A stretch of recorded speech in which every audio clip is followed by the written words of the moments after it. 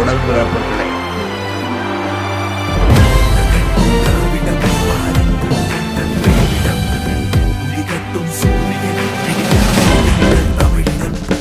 வருக வருக தளபதி வருக, நல்லாட்சிக்காக புது மாற்றம் தருக. கிராம சபை கூட்டம் ஒலி கட்டும் ஜனக்குரல் தாங்க, மக்கள் அதிகாரம் கரம் ஓங்கும் வழி இதுதாங்க. நேர்மை இவர் ஆட்சி தாங்க, மத பிரிவினை ஒழிப்பாங்க. நாடு தமிழ்நாடு வாழ சமத்துவம் தினம் உரைப்பாங்க. வீழட்டும் தூளாகட்டும் வாழட்டும் நம் நாடே, ஆளட்டும் ஆட்சி மொத்தம் மாறட்டும் நம் நாடே. பெரியார் அண்ணா கலைஞர் இவரின் வழியில் இயங்கும் இந்த கழகம் திராவிட முன்னேற்ற கழகம். வா எங்கள் தளபதி காலத்தின் உதயம் வருகடி, வா எங்கள் தளபதி கோட்டைக்கு நீயே முகவரி. வா எங்கள் தளபதி காலத்தின் உதயம் வருகடி, வா எங்கள் தளபதி கோட்டைக்கு நீயே முகவரி.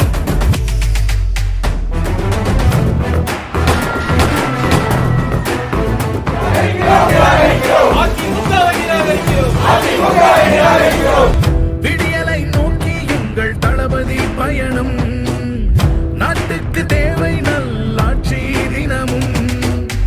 நடக்க நினைச்சா எதிர்த்து போராடு, எதிர்க்கும் துணிஞ்சா பிறக்கும் பொன்னாடே. உண்மை அடிமைகள் எல்லாம் ஆட்சியில் தொடராது, தீமை கூட்டங்கள் எல்லாம் தோற்பதுவே வரலாறு. நீதி கோட்டை நிஜமாகும் எங்கள் வேட்கை, நாளை நாட்டை சரியாக்கும் இந்த சாட்டை. வாழ்வை கலைஞர் வழியில் வாழும் தலைவா, மீண்டும் அண்ணாவரின் ஆட்சி தரவா. செம்மொழி பாரெங்கும் மலர்ந்திட, கலைஞரின் சாதனைகள் தொடர்ந்திட, ஐவிரல் நாடெங்கும் உயர்ந்திட, ஆளும் காலம் நாளை நமதே. வருக வருக தளபதி வருக, நல்லாட்சிக்காக புது மாற்றம் தருக. கிராம சபை கூட்டம் ஒலி கட்டும் ஜனக்குரல் தாங்க, மக்கள் அதிகாரம் கரம் ஓங்கும் வழி இதுதாங்க. நேர்மை இவர் ஆட்சி தாங்க, மத பிரிவினை ஒழிப்பாங்க. நாடு தமிழ்நாடு வாழ சமத்துவம் தினம் உரைப்பாங்க. வீழட்டும் தூளாகட்டும் வாழட்டும் நம் நாடே, ஆளட்டும் ஆட்சி மொத்தம் மாறட்டும் நன்னாடே. பெரியார் அண்ணா கலைஞர் இவரின் வழியில் இயங்கும் இந்த கழகம் திராவிட முன்னேற்ற கழகம். வா எங்கள் தளபதி காலத்தின் உதயம் வருகடி, வா எங்கள் தளபதி கோட்டைக்கு நீயே முகவரி. வா தலைவர் சொந்தம் சொல்லுவாரு, ரெண்டு பேரும் சொல்லி போறோம். இனி தலைவர் வரும்போது கோட்டைக்கு நீயே முகவரி. அவர் ஆட்சி இருக்கிற பணிகள் குறித்து நிறைய பேசணும். அதுக்கு டைம் இல்லாமல் போச்சு.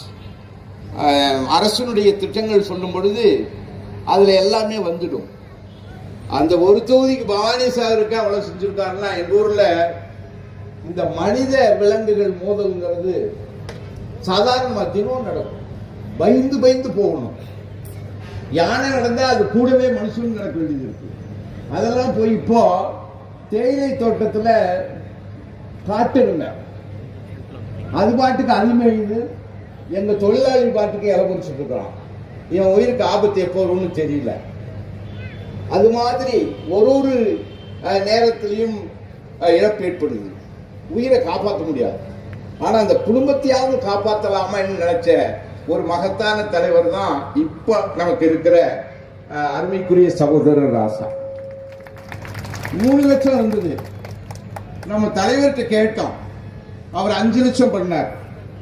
ஒரு இழப்பு இப்ப சமீபத்தில் ஏற்பட்டுச்சு. நாங்கெல்லாம் போய் பார்த்தோம் அந்த இடத்த. ஒரு குழந்தை, 3 வயசு குழந்தை, 3.5 வயசு குழந்தை, அப்படி ஒரு அம்மா கூட்டிட்டு போகுது. அது இடுப்புல ஒரு குழந்தை இருக்கு. கூடலூர்ல கையில ஒரு குழந்தைய வச்சுட்டு கையில இன்னொரு கையில குழந்தைய கூட்டு போறப்போ ஒரு சிறுத்தைப்புலி அந்த குழந்தைய பிடிக்கிட்டு போயிடுச்சு. எப்படி இருக்கும் அது? எப்படி துடிச்சிருக்கும் அந்த தாய்? வடநாட்டில இருந்து வந்திருக்கு. இருந்தா கூட ஸ்பெஷலா முதலமைச்சர் 5 லட்சம் கொடுத்தார்.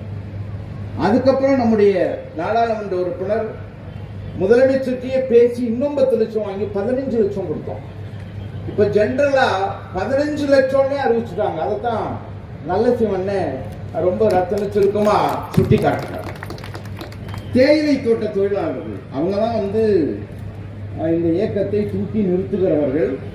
இனியும் சொல்ல போனா விடிய காலையில் 6 மணிக்கு எந்திரிச்சு அவங்க இலபரி சொல்லுவாங்க, விவசாயிகள் 4 ரூபா அது குறிப்பிட்ட இலை இவ்வளவு பறிச்சான்னு வாங்கி கொடுத்துருக்கோம். நம்முடைய நாடாளுமன்ற உறுப்பினர் அதுல மிகப்பெரிய பங்காற்றினார். எனக்கு தெரியும், நான் பல நேரங்களில் அவரிடத்தில் பேசுவேன். நேரம் கிடைக்கும் பொழுது உட்கார்ந்து இருக்கிறப்போ நான் யதார்த்தமாக பேசுவேன். அப்பொழுது ஒரு நாள் சொன்னார், மாவட்டம் நான் நிறைய செய்யணும்னு நினைச்சேன், ஆனா முதல்ல எடுத்தவன ஒரு நல்ல ஈவினிங்ல ஜெயிச்சோம். இந்த நாடாளுமன்றத்துக்கு உறுப்பினரா வந்த நமக்கு மந்திரி பதவி கிடைச்சு, ஆனா அந்த மந்திரி பதவியை அரசு பொய் குற்றம் சுமத்தி தட்டி பறிச்சிருச்சு, அதனால செய்ய முடியலன்னு வருத்தப்பட்டாங்க. ஒன்னும் கவலைப்பட வேண்டியதில்லை. தேர்தல் இப்போ வருது, அப்போ வருது, 1 மாசத்துல 2 மாசத்துல ஏறத்தாழ முடிஞ்சிடும். ஒன்னே ஒண்ணு சொல்றேன், நான் நிறைய பேச முடியாது, காரணம் அவர் பேசும். கூட்டம் நடத்துகிற யோகித திமுகவை தவிர யாருக்காவது இருக்கா? 3 நாள்ல 37 இடத்துல அந்த கூட்டத்தை நடத்தி காமிக்கிற தலைவரை தான் நம்ம தலைவராக பெற்றிருக்கிறோம். எல்லா வகையிலும் நம்ம தான் நாட்டில் முன்னோடியா இருக்க போறோம்.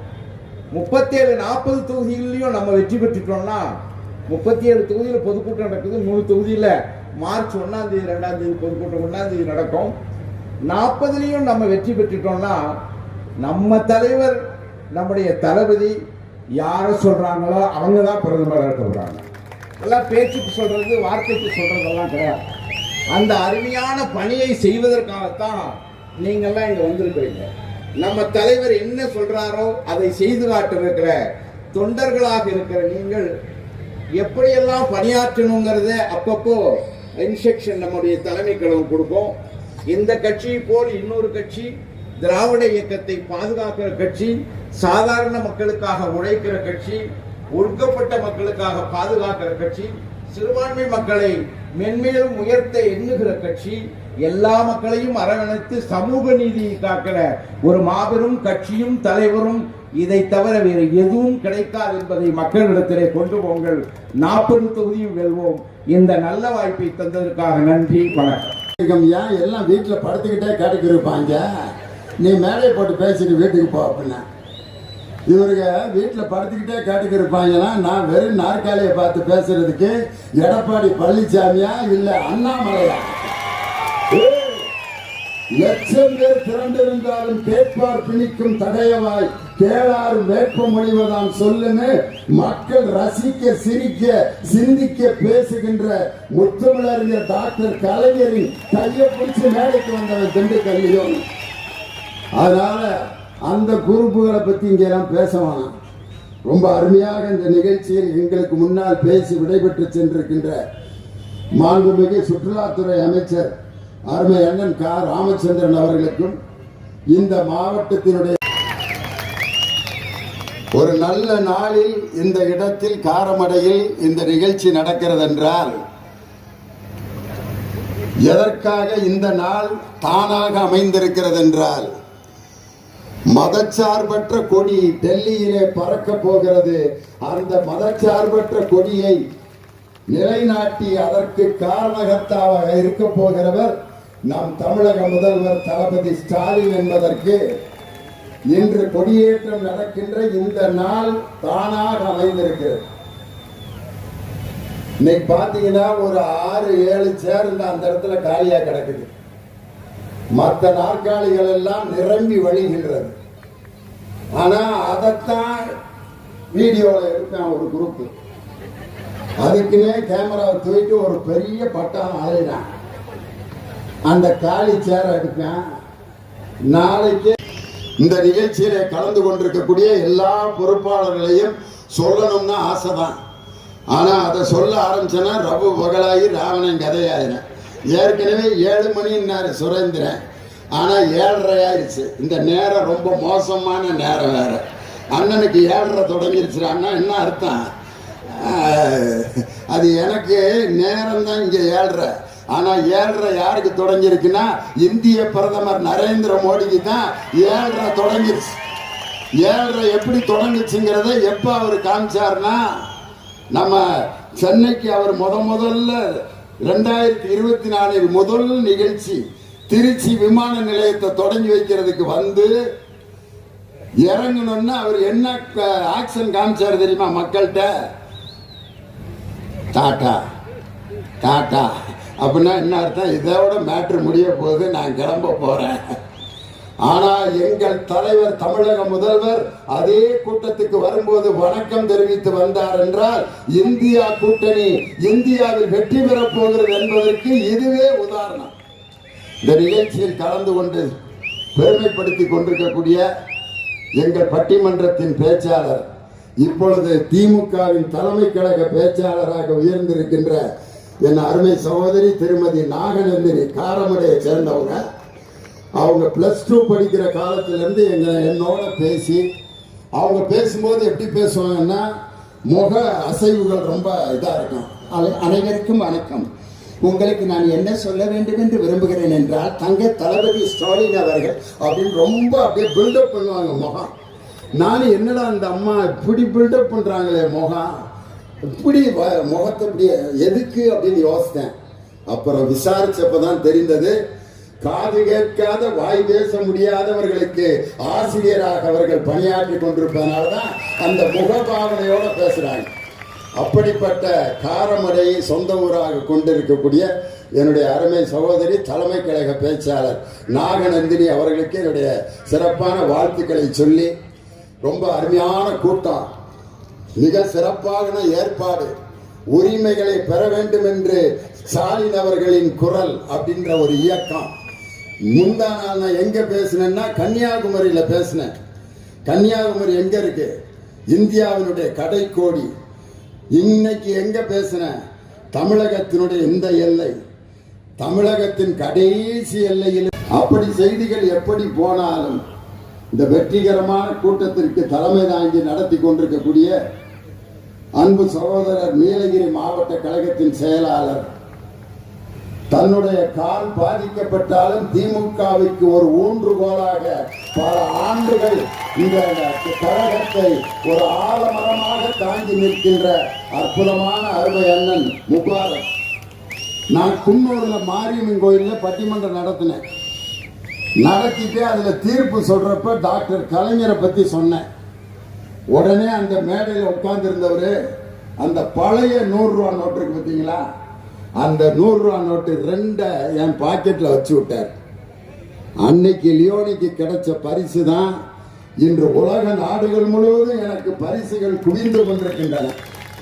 அந்த நேரத்தில் நம்பாள்ராய் வேணா அடையாளம் கண்டுபிடிச்சு 200 ரூபா கொடுத்தாரு முபாரக் அண்ணன்.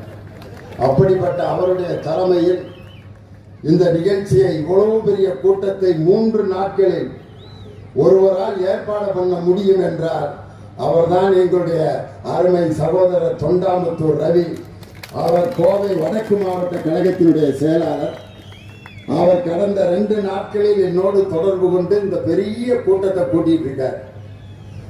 அதில் சகோதரிகள்லாம் இங்கே உட்காந்துருக்கவங்கலாம் யோசிக்கிறாங்க, இவன் டிவியிலேயே 2 மணி நேரம் பேசுவாங்க, இந்த ஆளு என்னைக்கு பேசிட்டு முடிக்கிறது, நம்ம பஸ்ஸுக்கு போய் ஊருக்கு போறோம்னா அப்படின்னு நீங்க நினைக்கிறது மாதிரி நான் நினைச்சேன். ஆனா என் சகோதரிகள் கைதட்டுறதை பார்த்தா நீங்க எவ்வளவு நேரம் பேசினாலும் நாங்க கேட்கறதுக்கு தயாரா இருக்கோம் அப்படின்னு சொல்ற மாதிரி. அதுக்காக நான் வச்சு செய்ய மாட்டேன்.